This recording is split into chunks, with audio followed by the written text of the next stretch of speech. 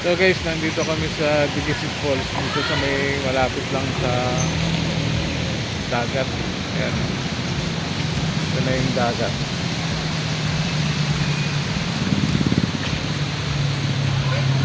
Ayan, ayan na oh. Ito yung baler sa Sitio Digisit.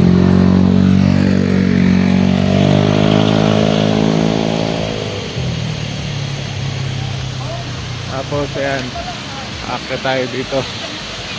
Ito, dito bumabaksak yung tubig galing dun sa taas sa falls. Ayun. Ayun, paakyat. Ayan. Ito ang Digisit Falls.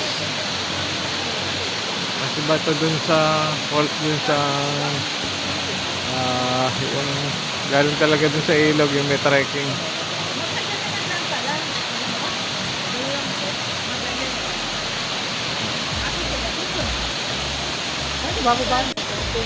Ayan. Oh. Digisit Falls. Oh, ayan.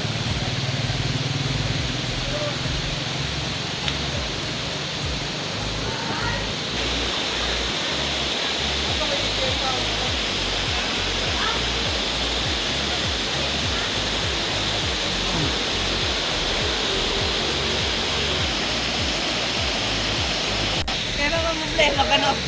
Oh, ayan. Oh. Gilid lang ito ng kalsada. Ayan.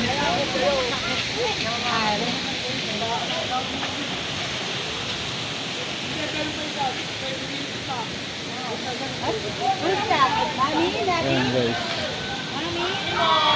Crystal, Beetroot Salt and Falls sa Baler. Ayan, pwede kayong pumunta dito. Sitio Digisit, Barangay Savali, Baler, Aurora. Ayan. Ito na.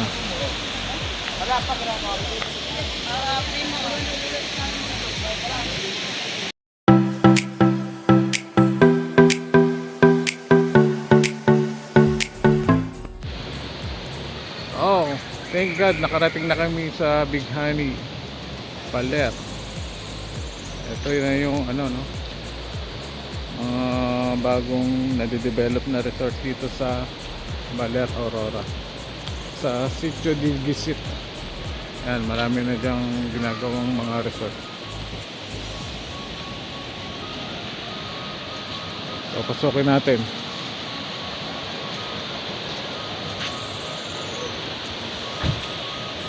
Yan, ganda ng dagat.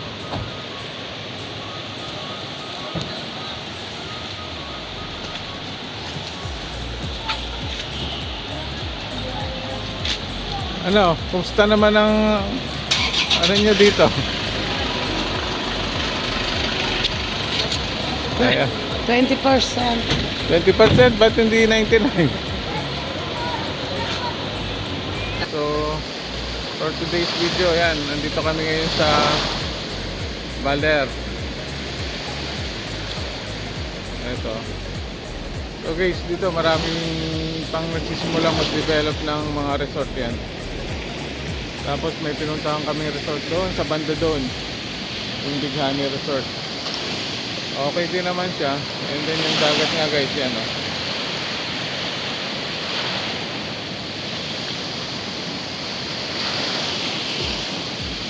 Malinis naman siya, yan.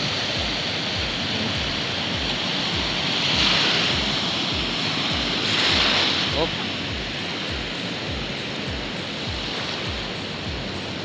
Then ayun, doon sa banda ron, yun. Pwede nyo puntahan ito, yan. Ayun yung tower, bantay dagat.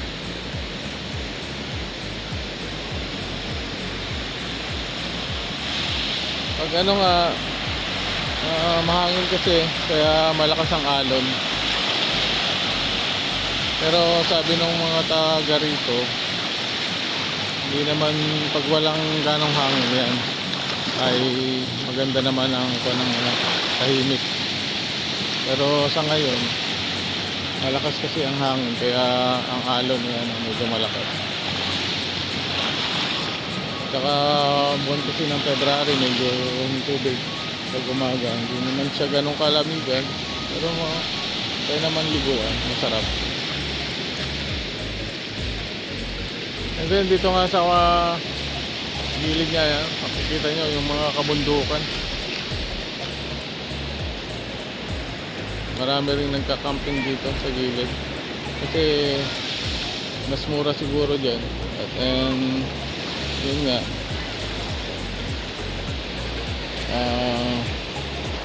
ngayon pa lang siyang nagsisimulang ma-develop. At marami din binibenta dito ng mga lupa na pwede natin pagtayukan ng resort. So yun lang muna. And kung gusto nyo rin pumunta rito, you can try. From Manila, siguro mga 4 hours, mga ganon. Kasi galing kaming Laguna, umabot kami ng mga 6 hours bago nakarating dito. Siyempre may mga stopover din.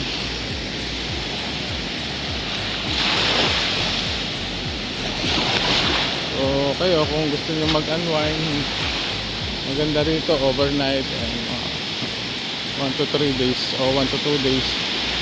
Marami din naman malilibutang mga iba-ibang pasyalan dito. May mga falls din dito yan. So yun lang muna. And have a nice day. Good morning. Babos. Dumiretso ka, ano ng buwan na. Dito mababato, hindi naman ito mababato talaga dito siya. Matulog na kayo dati dito. Di diretso, no? Nilapasan niyo yung bayan ng Baler, yung may Ayla Baler, o yung ano naman ito na. Ito, dito. Sasain tayo. Yung maganda. Oo. Pinakakapulong naman sila, okay naman ako.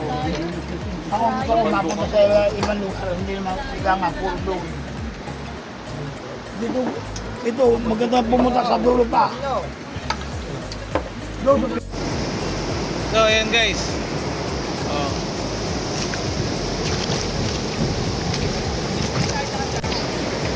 Oh ayan. Ayan na yung malalakas na alon.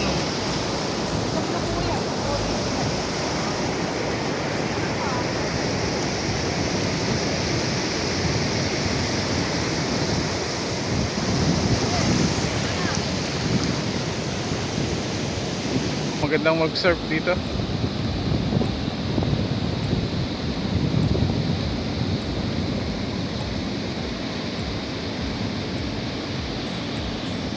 Ayan o, tingnan nyo guys. Ayan.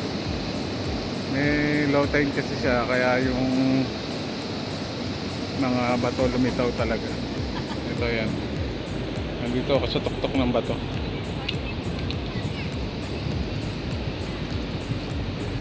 Pero nature na nature yung ano niya, no, area. Ayan.